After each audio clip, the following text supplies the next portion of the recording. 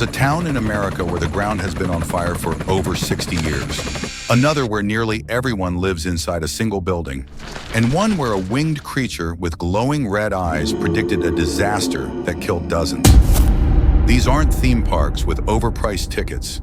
These are real towns. Places where the census data reads like a horror movie cast list.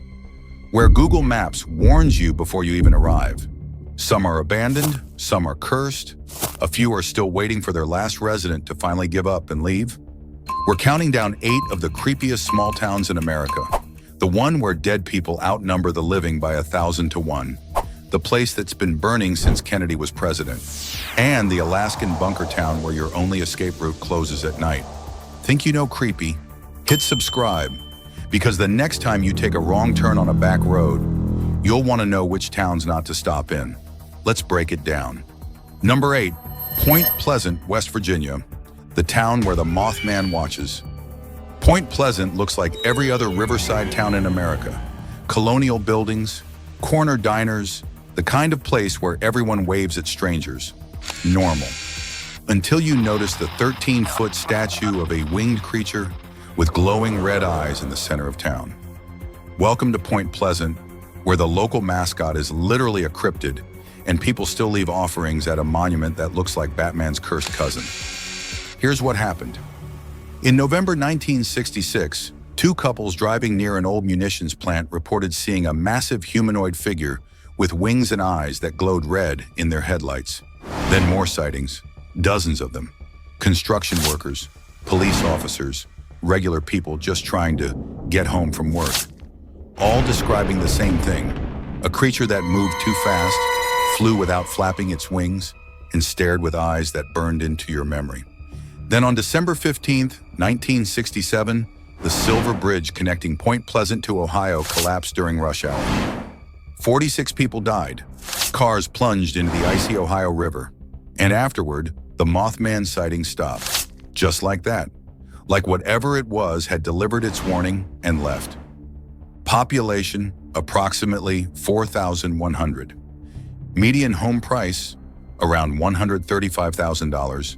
Crime rate, below national average. Paranormal incidents, enough to sustain an entire museum. The town embraced it. There's a Mothman museum, a Mothman festival every September, and merchandise everywhere. But talk to the old-timers who were there in '67, and you'll see something different in their eyes. They don't joke about it. Living here means cheap rent and a story to tell. But it also means that when the fog rolls in off the river at night and the trees press in close and you hear something move in the darkness, you remember, this is where it all started, what it feels like. You're walking your dog at dusk. The streetlights flicker on. Everything's quiet, too quiet, and you get that feeling like something's watching you from the tree line. You turn around fast, nothing there, but your dog won't move forward. He's staring at something you can't see. And here's the thing that nobody mentions. The bridge collapse wasn't the only tragedy here. The town sits on Native American burial grounds. There are rumors of Cold War chemical testing at the old TNT plant. Some locals swear the government knew something and said nothing. Reddit quote, visited Point Pleasant for the festival, thought it would be fun and campy. Took a walk by the river at night and felt genuine dread. Something's off about that place. Would you spend one night alone in Point Pleasant? No phone, no lights, just you and the river? Comment yes or absolutely not. Number 7, Centralia, Pennsylvania. The town that's been burning for 63 years. Imagine your hometown caught fire in 1962 and never stopped. Not the houses, the ground, the literal earth beneath your feet, still burning, still deadly, still pumping toxic fumes into the air. And yeah, a few people stayed. Welcome to Centralia, Pennsylvania, where the only thing hotter than the underground coal fire is the federal government's commitment to ignoring it. Here's what happened. In 1962, someone lit a trash fire in an abandoned coal pit to clean it up before Memorial Day. Routine stuff, except that pit connected to a massive network of coal veins running beneath the entire town. The fire spread underground, then spread more, and by the time anyone realized it was unstoppable, it was already under their feet. The government tried to put it out, spent millions drilling holes, pumping water, digging trenches. Nothing worked. So in 1984, Congress allocated $42 million to relocate residents. Most left. The town was condemned. The zip code was revoked in 2002.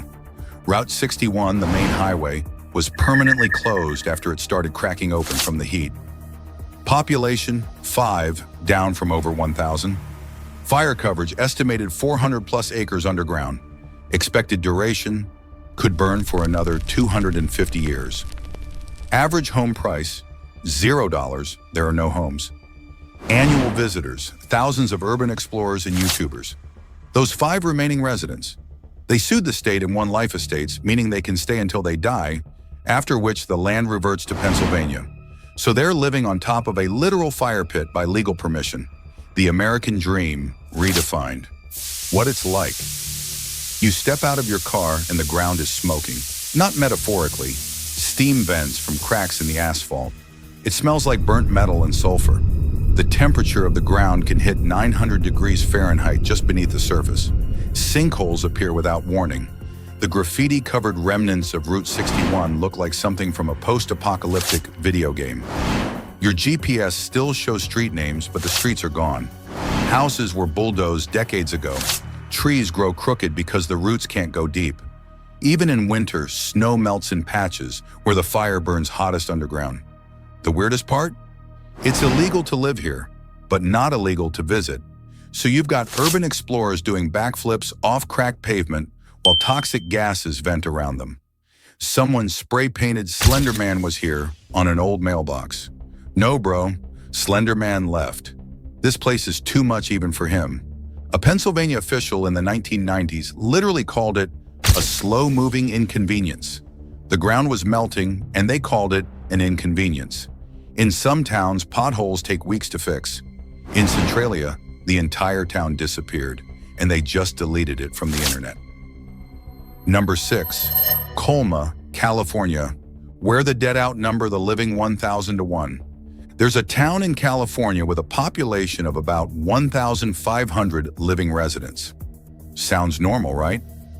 Now add 1.5 million dead ones.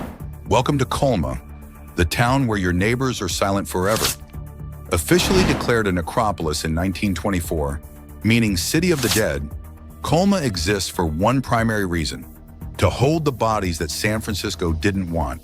Here's the backstory. In 1900, San Francisco passed a law forbidding burials within city limits. Land was expensive, the city was growing, and they needed room for the living. So between 1920 and 1941, over 150,000 bodies were exhumed and relocated to Colma, about 7 miles south.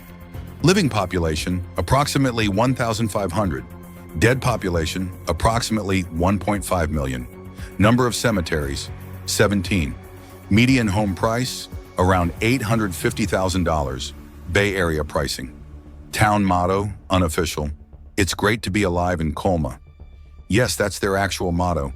Because when you live in a town where 99.9% of the population is buried, you need a sense of humor. What it's really like. Colma isn't creepy in a horror movie way. It's creepy in an existential, wow, this is where we all end up way. The cemeteries are immaculately maintained. Cypress lawn, wood lawn, Olivet Memorial Park. They roll on for acres, perfectly manicured, eerily quiet. Many famous people are buried here. Wyatt Earp, Joe DiMaggio, Levi Strauss, yes, the jeans guy. So technically, Colma has more celebrities than most of Hollywood. They're just not doing red carpets anymore. The living residents, they're used to it. Local businesses have names like Colonnade and Memorial. The high school sports teams aren't called the Gravediggers, but they should be. There's a Target, a few restaurants, and 17 cemeteries. That's the ratio. The vibe. You're driving through Colma at dusk. On your left, a shopping center. On your right, 10,000 headstones stretching into the fog. Traffic light turns green. You drive past another cemetery, and another. The sun sets fast here, or maybe it just feels that way. The town itself is quiet. Not peaceful quiet, respectful quiet, like the whole place is holding its breath. Here's the kicker. Colma makes most of its revenue from property taxes paid by the cemeteries, so the town's budget literally depends on the dead. And as the Bay Area housing crisis worsens, some developers have actually suggested building on cemetery land. Yeah, that conversation went well. Would you live in a town where you're statistically surrounded by 1,000 dead people for every living neighbor? Comment below. Number 5, Cairo, Illinois, the town that erased itself. Cairo, Illinois should have been a success story. It sits at the confluence of the Mississippi and Ohio rivers, a geographic cheat code for trade and prosperity. Instead, it's one of the most haunting examples of American decline, and the silence here speaks louder than any ghost story. Stand on the levee where two of America's great rivers meet. Water everywhere, opportunity everywhere. Now turn around. Boarded storefronts, cracked sidewalks, entire blocks of abandoned Victorian mansions with windows dark and porches sagging. This is Cairo in 2025. Population in 1920, approximately 15,000. Population in 2025, approximately 1,400. Decline, over 90% in a century. Median home price around $40,000. Poverty rate, approximately 45%, nearly triple the national average. Unemployment, consistently double Illinois' average. What happened? Short version, racism, white flight, economic disinvestment, and institutional neglect. During the civil rights movement of the 1960s, Cairo became a flashpoint. Tensions exploded. White residents and businesses left. Federal and state aid never meaningfully arrived. The jobs disappeared. The schools struggled.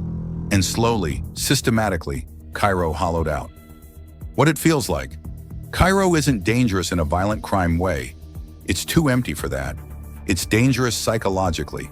You drive down streets where every other building is abandoned. The Grand Gem Theater, once a cultural hub, sits gutted and dark. Public housing has been demolished without replacement. The town has no grocery store, no movie theater, barely any services. The creepiest part? It feels frozen, like the town gave up in 1975 and nobody bothered to update it. Street signs point to businesses that closed during the Carter administration. Sidewalks end abruptly where buildings were torn down. Even Google Maps seems confused about what still exists here. Local quote from a delivery driver: "Half the addresses don't exist anymore. You'll follow GPS down a street and it just ends. No warning, just used to be something here." The haunting truth. This isn't about ghosts, it's about policy, about what happens when a community is systematically ignored for decades, about how a town with two major rivers managed to run completely dry of hope. The silence in Cairo isn't supernatural, it's what happens when everyone who could leave did. Walking through downtown Cairo at dusk feels like being in a documentary that ran out of budget. The wind carries history here, and none of it feels finished. In some towns, time moves fast. In Cairo, it just gave up. Number 4, Derry, Maine. The fictional town that feels too real. Okay, hear me out. Derry, Maine doesn't technically exist. Stephen King invented it for IT and several other novels.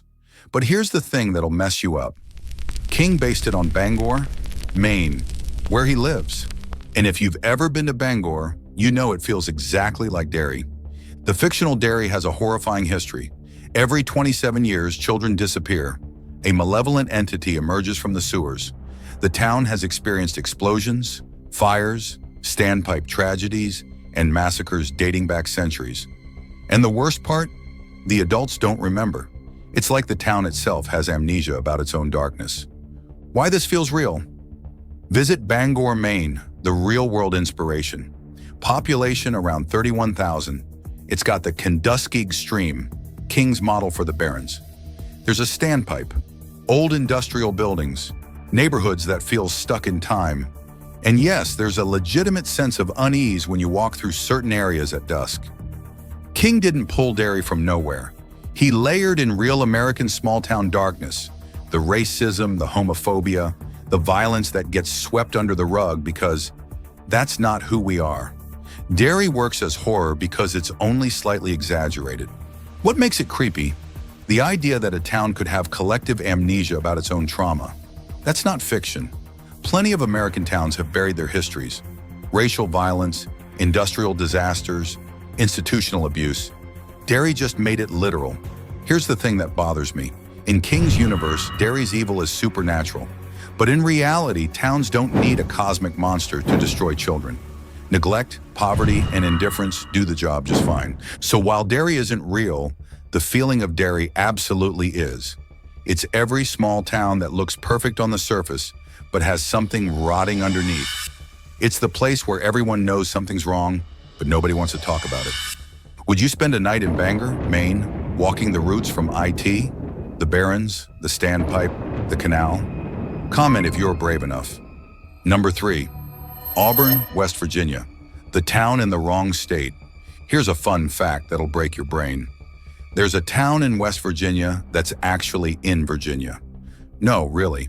Auburn sits in a geographic anomaly. Due to a surveying error in the 1800s, Auburn ended up on the wrong side of the state line. For decades, nobody noticed or cared.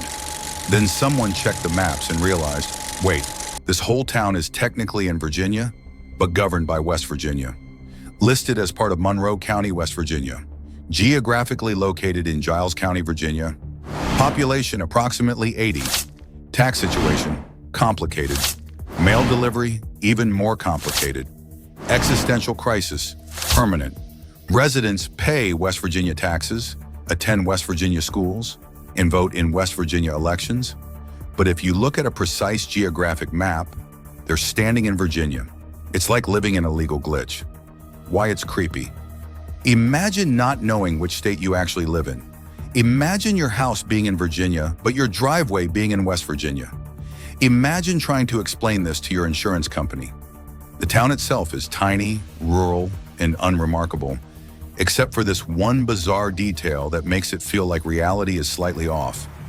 Like the simulation forgot to render this part correctly. It's not horror movie creepy, it's existential dread creepy. The kind of creepy where you look at a map and think, wait, how does this even work? And the answer is, it doesn't really. Everyone just agreed to pretend it does. Number 2, Helltown, Ohio. The government evacuation nobody explains. How do you evacuate an entire town overnight and never give a straight answer why?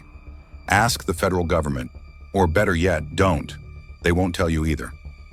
Welcome to Helltown, Ohio, population 0, suspicion maximum. In 1974, the National Park Service started buying property in Boston Township, Ohio, supposedly to expand Cuyahoga Valley National Park. Sounds reasonable, except they didn't expand anything. The houses sat empty for decades. Roads were barricaded. No trespassing signs went up everywhere. And locals started asking, what really happened here? The theories: chemical spill cover-up, secret government testing, satanic cult activity, yes really, mutant wildlife experiments, underground bunker construction. The official story is boring. Bureaucratic delays and budget issues. The unofficial stories? Way more interesting. What's there now? Most abandoned buildings were demolished in the early 2000s, but the area still feels wrong. Stanford House, an old mansion, sat decaying for years, covered in satanic church graffiti. The Mother of Sorrows Church allegedly had upside-down crosses. There's a legend about a school bus full of children that disappeared. None of this is confirmed, but that's what makes it creepy. Nobody knows what's true. The vibe. You drive down a barricaded road at dusk, trees press in close, your cell service drops. Every house is gone, but the foundations remain. There's a church ahead, boarded up, no windows, just darkness. And you think, why would they evacuate everyone and then just leave it? Reddit quote, went to Helltown at 2 a.m. The trees were dead silent. Then something hissed at us from the old church. Never again. When a whole town disappears and the government shrugs, your brain fills in the blanks. Was it a spill, a cult, or just Ohio being Ohio? Number 1, Whittier, Alaska, the bunker town where everyone lives in one building. There's a town in Alaska where nearly the entire population lives inside one building. Not a metaphor, not a cult, just real estate meets survival horror. Welcome to Whittier, Alaska. Population, approximately 270. Housing options, 1. The Baggage Towers. This isn't an apartment complex. It's a self-contained city. Built in 1956 as a Cold War military installation, this 14-story concrete monolith now houses basically the entire town. Inside, you'll find apartments, a school, a post office, a grocery store, a church, a laundromat, and possibly a crypt for your sanity. Average winter temperature, around 20 degrees Fahrenheit, but feels colder. Annual snowfall, over 250 inches. Monthly rent, $800 to $1,000. Escape routes, one tunnel that closes at night. Crime rate, technically low. Where would they run? Access. To get to Whittier, you drive through the Anton Anderson Memorial Tunnel, a 2.5-mile, one-lane tunnel through a mountain. It's shared with trains, so it operates on a schedule. And here's the kicker. It closes at night. So if you're not back by 10:30 p.m., you're spending the night in Whittier. Hope you brought a toothbrush. What it's like.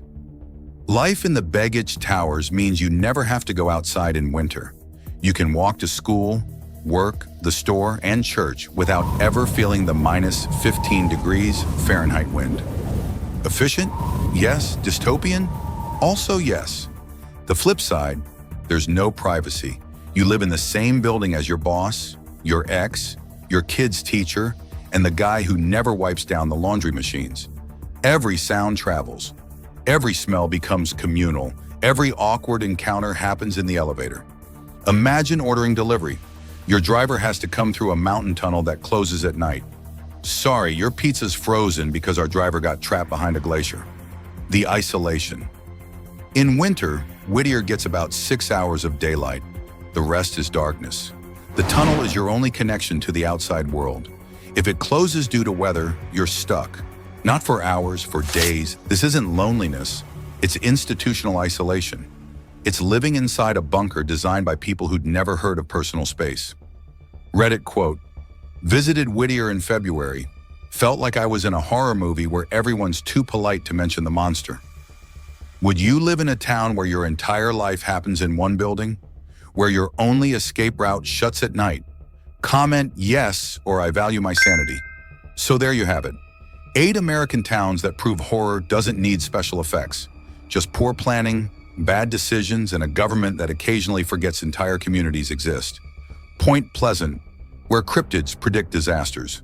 Centralia, where the ground's been on fire since JFK was president. Colma, where the dead outnumber the living by 1,000 to 1. Cairo, where prosperity went to die. Derry, the fictional town that feels too real. Auburn, the town in the wrong state. Helltown, where the government evacuated everyone and won't say why. And Whittier, the bunker town with one way in and one way out. If you enjoyed this descent into American weirdness, hit that like button. Subscribe so you know which towns to avoid on your next road trip. And drop a comment. Which of these towns would you actually visit? Or better yet, which one are you closest to right now? Sweet dreams.